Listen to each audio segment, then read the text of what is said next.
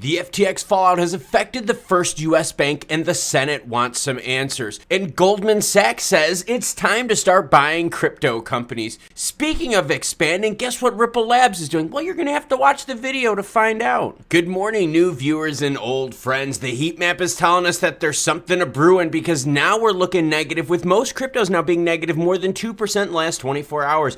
XRP highlighted today's video, sitting at 38.4, down 2%. Doge, big loser right now, down to 10 cents, down 5.5%. ETH sitting at 12.57 and Bitcoin under 17,000 at 16,995. Celsius, everyone. Yeah, we got to talk about Celsius. Celsius receives an extension to submit Chapter 11 reorganization plan. Bankrupt crypto lender Celsius received court approval to extend its exclusivity period, the time when it maintains the exclusive right to submit a Chapter 11 reorganization plan, to February 15th. The reason I'm bringing up Celsius and getting the extension to file for Chapter 11 to February 15th has to do with this. They originally filed July 13th. So the Celsius disaster, which started in July, has now gotten an extension until February. That is over 7 months of time now that this mess is being dragged out, which means we can most likely apply the same thing with FTX. You're going to have a big window right now until this whole FTX mess gets sorted out. So as we have more uncertainty in the market, as the time frames of these things start getting delayed, you're going to see the heat map turn more and more red, signaling that we have more pain yet to come. Senator Warren wants answers from Silvergate Bank. Yep, the FTX fallout is affecting U.S. banks. And remember, FTX didn't have the license to operate in the United States, so Senator Warren wants some answers. Silvergate is one of only a handful of U.S. banks allowing customers to move dollars or so-called fiat currencies into crypto exchanges. FTX and related companies, including Alameda Research, its hedge fund and proprietary trading firm, held 20 different accounts at Silvergate, according to a recent FTX filing. Billions of dollars in wire transfers sluiced through Silvergate to FTX Group in recent years, according to a lawsuit filed against Sam Bankman-Fried and his top executives. So there is fallout to U.S. banks, and these proceedings, which, hey, for Celsius started in July, now get extended to February 15th. We can see the same fallout happening with FTX, and the time frames being very similar as well. This is going to take months to sort through the FTX mess, because we had this company who borrowed from this company who borrowed from this one, who this one and this one and this one. So when we start getting firm 4, 5, 6, or 7 down the line, this is going to be months down the line until we unravel this total mess. The big takeaway here is that any company that was looking for funds, right, whether it's loans, bailout, and so forth, isn't going to get that money. In fact, even if they do get fractions of the dollar, right, pennies to the dollar, as we've seen with other bankruptcies out there, it's going to take months and months and months for them even to get that.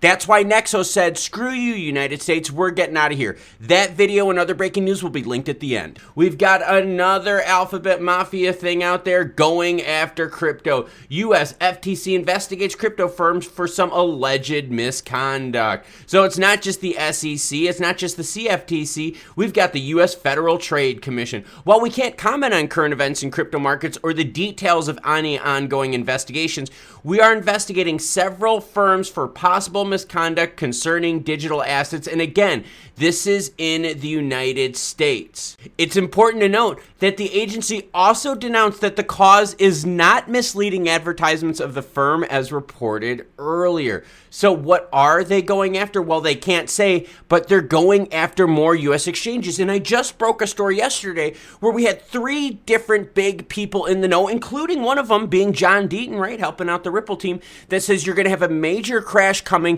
Most likely it's going to be a big firm being taken down. Is this what we're hinting at right here, everyone? And Goldman Sachs says, guess what? Crypto is down, but it's in our buy zone. Goldman Sachs on the hunt for bargain crypto firms after FTX disaster. It's definitely set the market back in terms of sentiment. There's actually no doubt about that, McDermott said. FTX was a poster child in many parts of the ecosystem, but to reiterate, the underlying technology continues to perform. I totally agree with that. Crypto Web3 will not stop. Yes, is this slowing it down? Yes, is this slowing the amount of capital flowing in there? Yes, is it slowing down development? but it's not stopping it. We do see some really interesting opportunities priced much more sensibly, McDermott said in an interview last month. As to date, Goldman has invested in 11 digital asset companies that provide services such as compliance, cryptocurrency data, and blockchain management. So big money is starting to eye crypto as the prices of these companies become a lot more realistic. So Goldman Sachs looking to expand in the crypto world. But now we've got Ripple. Yes, the case with the SEC is getting close to summary judgment action, but oh my, it doesn't mean that Ripple stops. And for those of us in the US, yes, it has been painful here as of late, but it doesn't mean Ripple XRP is going to stop. In fact, what is Ripple Labs doing? Ripple hiring more engineers despite the ongoing bear market. Now, there is a key about this. What is the key? These are all going to be in Toronto, Canada. See, this is where this development, the money, the talent is going to start leaving the United States if the US doesn't change their tone with regulations regarding crypto. According to Ripple's job opening website, both positions are available at the company's office in Toronto, Ontario, Canada. So there's a lot going on in this video. You've got Warren out there that says, hey, Silvergate, you're a US bank. How did you get involved with FTX? That's a big no-no. We also have other Alphabet Mafia groups out there looking to get a piece of crypto. Regulation is coming from every side. In fact, if you stay to the end, I'm gonna have a Nexo video. Nexo just said, hey, screw it. We're pulling out of the United States after 18 months of work, citing that any interest yielding products are securities. Nexo even said, hey, look, we're working with the CFTC, the SEC, and guess what? We were working with them, and what happened? We got blindsided by other regulators, including state regulators. The United States is not crypto friendly, as seen by Ripple Labs going, hey, look, we want to continue building. We want to continue growing and developing our products.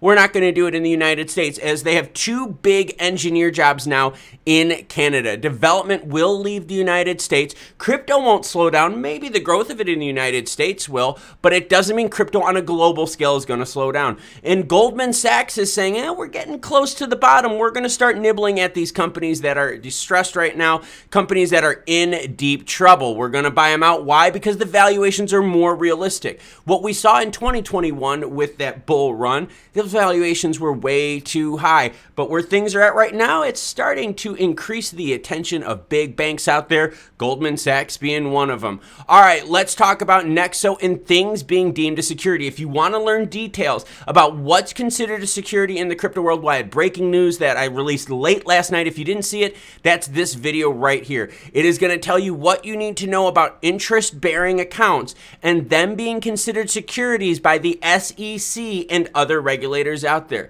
Thank you very much for watching, and as more news breaks, I'll be sure to share it with you. Have a great rest of your Tuesday.